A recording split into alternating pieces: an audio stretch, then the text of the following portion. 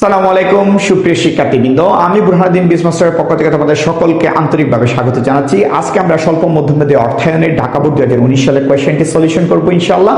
তবে সলিউশনে যাওয়ার পূর্বে তোমাদের কাছে ছোট্ট একটা রিকোয়েস্ট রইল, যারা এখন ইউটিউব চ্যানেলটি সাবস্ক্রাইব করে নেই দ্রুত সাবস্ক্রাইব করে নিবা এবং ফেসবুক পেজে একটা ফলো দিয়ে রাখবা।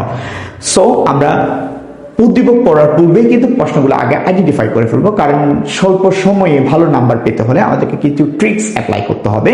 সেখানে অন্যতম একটা ট্রিক্স হচ্ছে আগে প্রশ্নগুলো আইডেন্টিফাই করা এবং উদ্দীপককে শুধুমাত্র একবার পড়া। ওকে, সো প্রথম যে প্রশ্নটা আমাদের কাছে দিয়ে আছে, এখানে বলা হচ্ছে পি লিমিটেডের কাম্য নগদের পরিমাণ নির্ণয় করো। তার মানে উদ্দীপকে হয়তো পি লিমিটেড নামক কোনো একটা প্রতিষ্ঠান রয়েছে, ওই প্রতিষ্ঠানের আমাকে কাম্য নগদের পরিমাণ বের করতে বলেছেন। তার মানে কাম্য নগদ বলতে কাকে বোঝায়? যে পরিমাণ নগদ টাকা হাতে রাখা উচিত, অর্থাৎ যে পরিমাণ নগদ টাকা হাতে সংরক্ষণ করলে অতি তারল্য হবে না, আবার তারল্য সংকটও হবে না। কারণ অতিরিক্ত তারল্য সংরক্ষণ করলে আমার মুনাফার পরিমাণ কমে যায়, আবার তারল্য কম সংরক্ষণ করলে দেউলিয়ার ঝুঁকি বৃদ্ধি পায়। তার মানে ঝুঁকি বৃদ্ধিও করা যাবে না, অতি তারল্য সংরক্ষণের ফলে আমার লাভও কমানো যাবে না। যথাযথ তারল্য আমার হাতে সংরক্ষণ করতে হবে, এটাকে বলা হয় কাম্য নগদ। এই কাম্য নগদের পরিমাণ আমাদেরকে বের করতে বলেছেন। এখন এই কাম্য নগদটা আমরা মূলত বের করি হচ্ছে বমল মডেলকে কাজে লাগিয়ে। ঠিক আছে, উইলিয়াম জে বমল একজন ব্যক্তি একটা মডেল প্রস্তাব করেছে কাম্য নগদ নির্ণয়ের জন্য।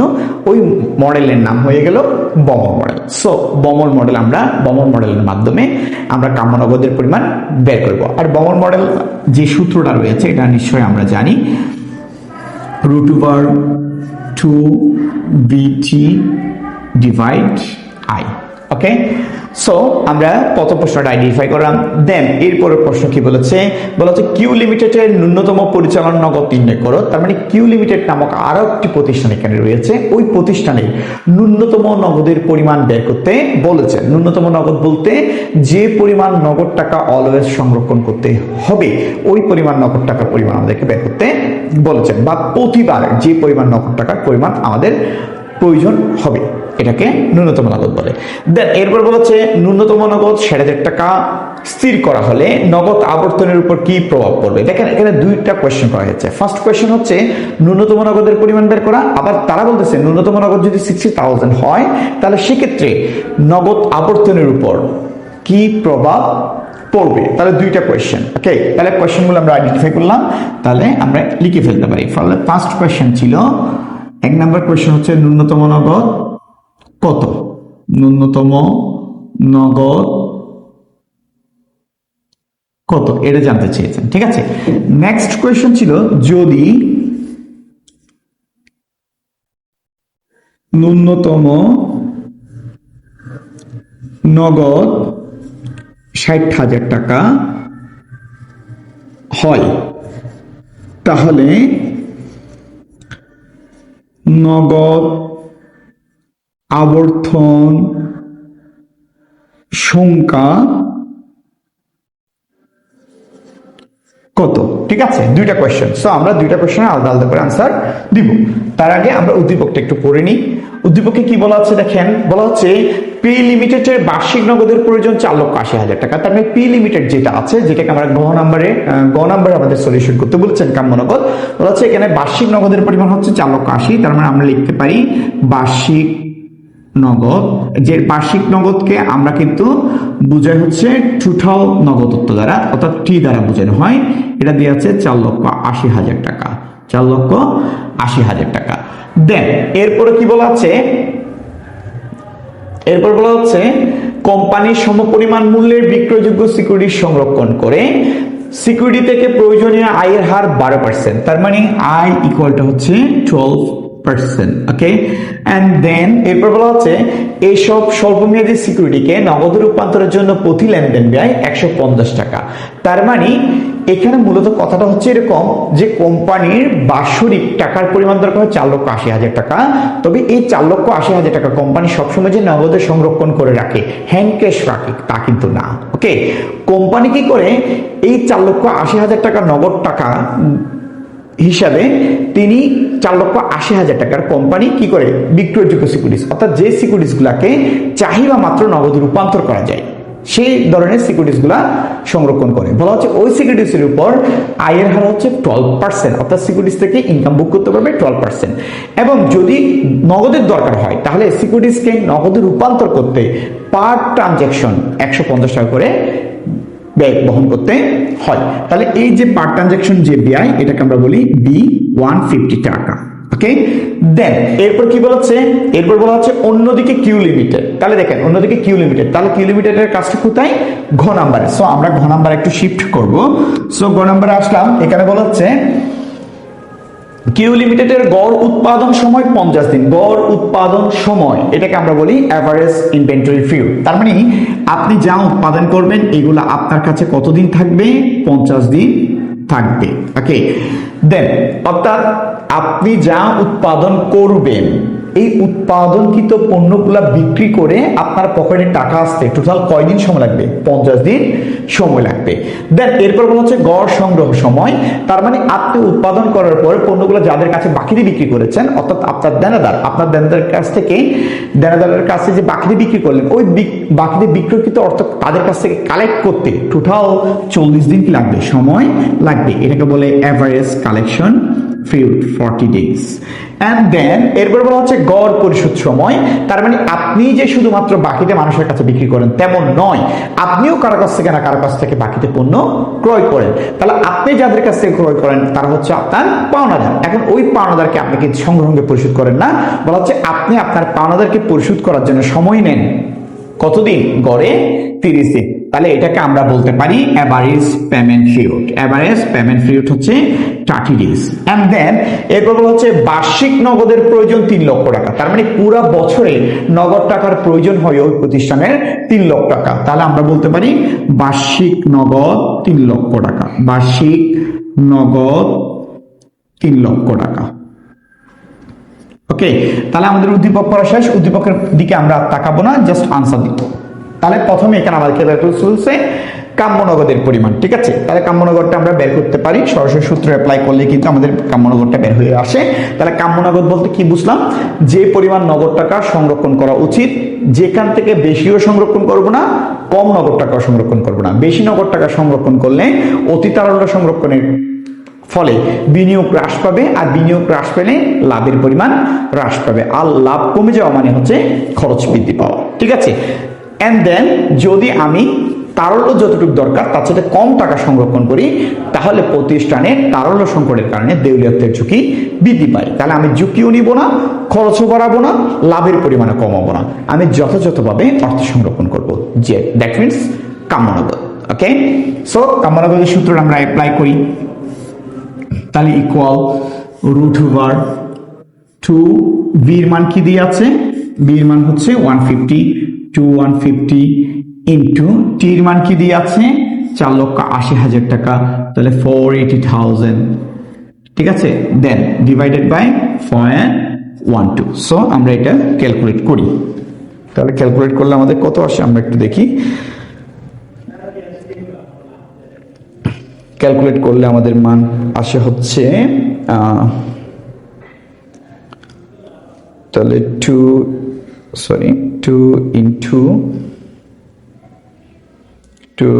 into 150 into 480,000 divide 0.12.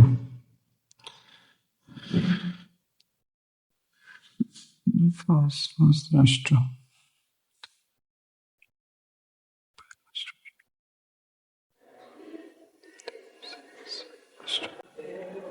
তাহলে আসে হচ্ছে 34,641 টাকা। তাহলে 34,641 টাকা। তার মানে কাম্য নগদের পরিমাণ কত আসলো, 34,641 টাকা। তার মানে এই টাকাটা অলওয়েজ কি করতে হবে, হাতে সংরক্ষণ করতে হবে। ওকে, তাহলে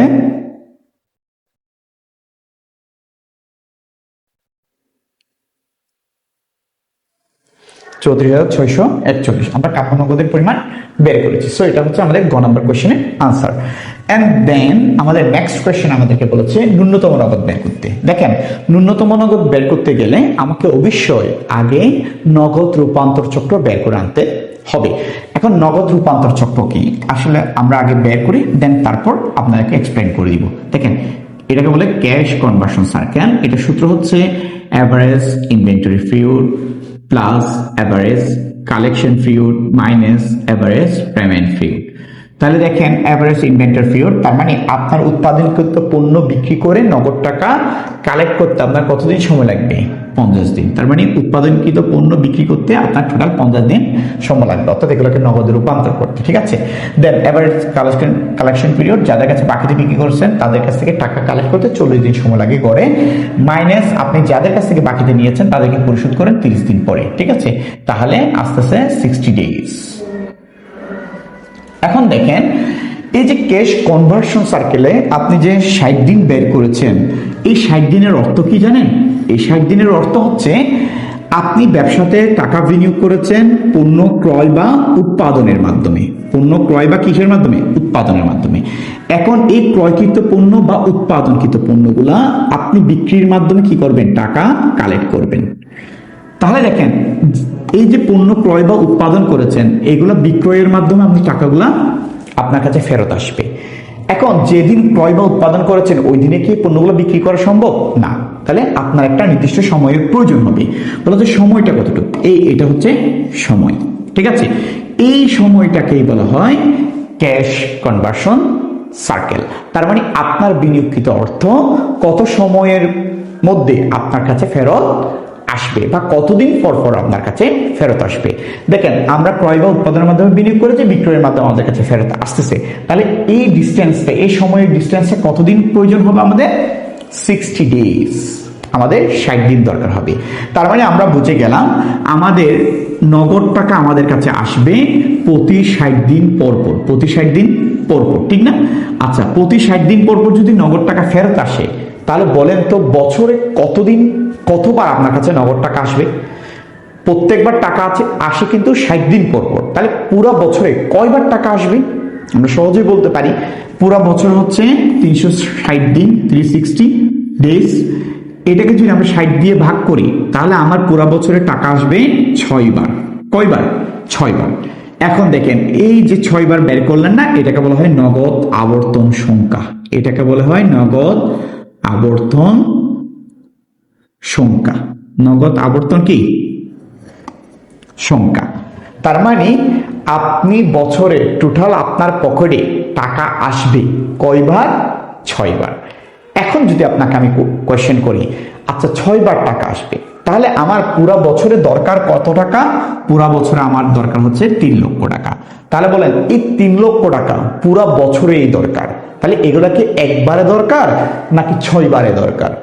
100% 6 বারে দরকার। তাহলে দেখেন পুরা বছর 3 লক্ষ টাকা দরকার, কিন্তু এই 3 লক্ষ টাকা আমার দরকার কয়বারে? 6 বারে। তাহলে বলেন তো প্রত্যেকবারে কয় টাকা করে দরকার? আমরা কিভাবে বের করব যে আমার টোটাল দরকার হচ্ছে বছরে 3 লক্ষ টাকা। এই 3 লক্ষকে যদি আমি 6 দিয়ে ভাগ করি তাহলে প্রত্যেক বছর আমার দরকার হবে, প্রত্যেকবারে আমার দরকার হবে 50,000 টাকা। এই যে প্রত্যেকবার 50,000 টাকা দরকার হচ্ছে না, এই 50,000 টাকাকে বলা হয় ন্যূনতম নগদ। এটাকে বলা হয় কি? ন্যূনতম নগদ। ওকে, তাহলে আমাদেরকে এই প্রশ্নে কি বের করতে বলেছেন? ন্যূনতম নগদ বের করতে বলেছেন। তার মানে এটাই হচ্ছে আমাদের কাঙ্ক্ষিত আনসার। ওকে, তাহলে একটা প্রশ্নের আমরা আনসার করেছি। তাহলে পরীক্ষায় যদি কখনো নগদ আবর্তন সংখ্যা বের করতে বলে বা ন্যূনতম নগদ বের করতে বলে তাহলে অবশ্যই আমাকে কি বের করতে হবে? ক্যাশ কনভার্সন সার্কেল বের করতে হবে। তাহলে একটা প্রশ্নের আনসার দিয়ে দিলাম। এখন এখানে দুইটা কোয়েশ্চেন ছিল। আর একটা কোয়েশ্চেন ছিল বলা হচ্ছে যদি এই যে ন্যূনতম নগদ আমরা যে 50,000 টাকা বের করেছি, বলা হচ্ছে এই ন্যূনতম নগদ যদি কয় টাকা হয়? 60,000 টাকা হয়, তাহলে নগদ আবর্তন সংখ্যা কত হবে বা নগদ আবর্তনের উপর কি প্রভাব পড়বে?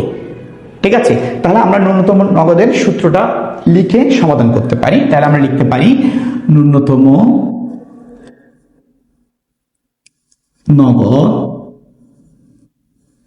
ইকুয়াল টু, তাহলে ন্যূনতম নগদ ইকুয়াল টু কি? বার্ষিক নগদ ডিভাইডেড বাই নগদ আবর্তন সংখ্যা। নগদ আবর্তন সংখ্যা। দেখেন এই সূত্রটা কিন্তু আমরা এখানে লিখলাম। ওকে, তাহলে দেখেন ওরা বলতেছে ন্যূনতম নগদ কত হবে, 60,000 হবে। ঠিক আছে, তাহলে সেক্ষেত্রে আমার নগদ আবর্তনের উপর কি ধরনের প্রভাব পড়বে? তাহলে নগদ আবর্তনের এই যে নগদ আবর্তন যেটা আছে, এটার প্রভাবটা আমরা বের করবো। তাহলে নগদ আবর্তন আমার দেয়া নাই, এটা বের করতে হবে। তাহলে নগদ আবর্তন সংখ্যা, ঠিক আছে, বার্ষিক নগদ কত হবে, 3 লক্ষ টাকা। ঠিক আছে, তাহলে এখন দেখেন এই জিনিসটা তো আমরা ক্যালকুলেশন করতে পারবো। তাহলে সরাসরি ক্যালকুলেশন করে দিই। তাহলে নগদ আবর্তন সংখ্যা equal to 3 lakh divided by 60,000। তাহলে আমার নগদ আবর্তন সংখ্যা আসবে কতবার, 5 বার। তাহলে একটা বিষয় খেয়াল করে দেখেন তো, আমাদের যখন ন্যূনতম নগদের পরিমাণ ছিল কত, 50,000 টাকা, তখন আমাদের নগদ আবর্তন সংখ্যা ছিল কত, 6। যখনই আমাদের ন্যূনতম নগদের পরিমাণ 60,000 টাকা হলো, তখনই আমাদের নগদ আবর্তন সংখ্যা হ্রাস পেয়ে কত হয়, 5 হয়। ওকে, এখন আপনারা বলতে পারেন এটা ন্যূনতম, এই যে নগদ আবর্তন সংখ্যা কি বৃদ্ধি পাওয়া ভালো নাকি হ্রাস পাওয়া ভালো? দেখেন আপনাকে আমি একটা কথা বলি।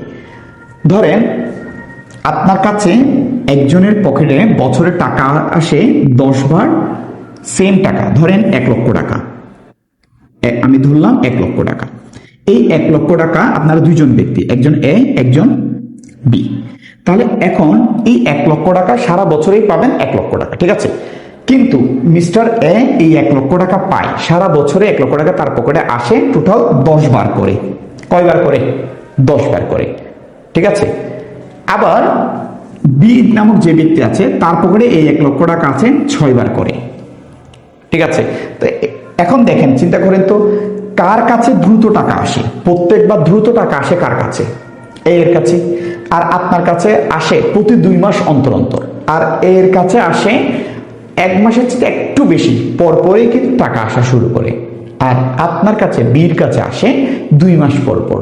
তাহলে দ্রুত টাকা আসাটা ভালো নাকি দেরিতে আসাটা টাকাটা ভালো? তার মানে ব্যবসার ক্ষেত্রে যত দ্রুত টাকাটা ব্যবসায় কি হবে, রান হবে, তত বেশি ব্যবসার জন্য কি হয়, মঙ্গল হয়। ওকে, তার মানে নগদ আবর্তন সংখ্যা যত বেশি বাড়বে তত বেশি ব্যবসার জন্য মঙ্গল। ওকে, তাহলে আমরা কি বলতে পারি, এখানে আমাদেরকে কোশ্চেন করেছে ন্যূনতম নগদ 60,000 টাকা স্থির করা হলে নগদ আবর্তনের উপর কি প্রভাব পড়বে বিশ্লেষণ করো। তার মানে ন্যূনতম নগদ যদি 60,000 হয়, তাহলে সেক্ষেত্রে আমাদের নগদ আবর্তন সংখ্যা পূর্বের চেয়ে হ্রাস পেয়ে 5 বার হয়। ওকে, একটু হচ্ছে আমাদের আনসার। আশা করি তোমরা সকলেই বুঝতে পেরেছো। তোমাদেরকে অসংখ্য ধন্যবাদ। সালামু আলাইকুম।